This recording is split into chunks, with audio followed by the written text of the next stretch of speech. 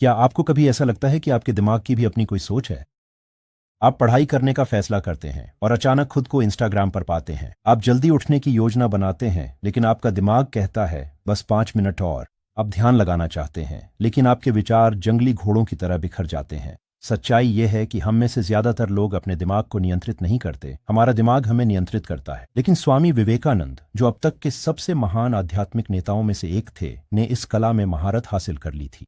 उन्होंने एक बेचैन उग्र मन को एकाग्रता और शक्ति की लेजर किरण में बदल दिया और एक ऐसा सूत्र छोड़ गए जो इतना व्यावहारिक, इतना कालातीत है कि आप आज भी इसे अपनाकर अपने मन को नियंत्रित कर सकते हैं और अपनी जिंदगी बदल सकते हैं।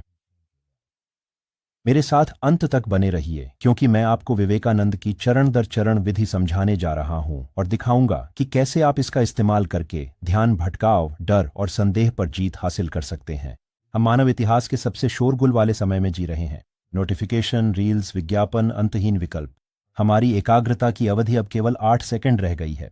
कोई आश्चर्य नहीं कि हम बेचैन, व्याकुल और अस्थिर महसूस करते हैं। लेकिन विवेकानंद ने इसके बारे में बहुत पहले ही चेतावनी दी थी। उन्होंने कहा था, मन एक बंदर की तरह है, बेचैन, एक डाल से दूसरी डाल पर कूदता रहता है। लेकिन अगर उस बंदर को नशा करा दिया जाए, फिर उसे बिच्छू डंक मार दे और फिर उसमें भूत का वास हो जाए, ऐसा ही है अनियंत्रित मन का स्वभाव।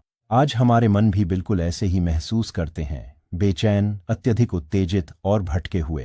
तो सवाल यह है कि हम इस जंगली बंदर को कैसे काबू करें। स्वामी विवेकानंद बनने से पहले वे नरेंद्रनाथ दत्त थे, एक प्रतिभाशाली लेकिन बेचैन युवक। वे सब कुछ पढ़ते थे, अंतहीन बहस करते थे और हर विश्वास पर सवाल उठाते थे। उनका मन तेज था, लेकिन बिखरा हुआ था। जब वे पहली बार अपने गुरु श्री रामकृष्ण से मिले तो उन्होंने पूछा, सर, क्या आपने भगवान को देखा है? रामकृष्ण ने उत्तर दिया, हाँ, मैं उन्हें तुमसे भी अधिक स्पष्ट रूप से देखता हूं। नरेंद्र हिल गए। उनका तार्किक मन इसे समझ नहीं सका, लेकिन अंदर ही अंदर वे जानते थे कि इस व्यक्ति ने अपने मन पर पूरी तरह नियंत्रण पा लिया है। तो नरेंद्र ने अपनी यात्रा शुरू की। ध्यान, अनुशासन और आत्मनियंत्रण के माध्यम से उन्होंने अपने बेचैन बंदर जैसे मन को शेर के मन में बदल दिया। यही तरह वे विवेकानंद बने और यही वह सूत्र है जिसे हम अब जानने वाले हैं। मन को नियंत्रित करना वास्तव में क्या होता है? आइए इसे स्पष्ट करें।